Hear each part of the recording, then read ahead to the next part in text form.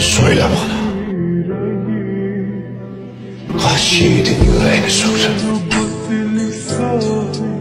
Böyle. Konuş.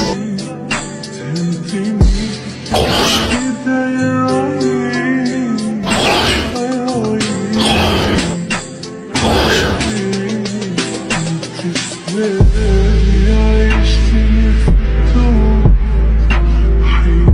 Aç devletin cehennem oldu.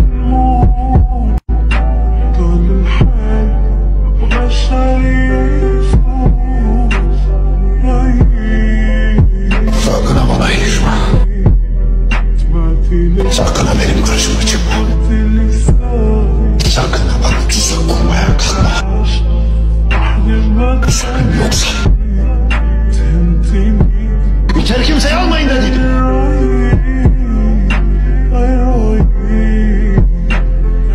Taht imdiden belini mi büktü Osman'ım?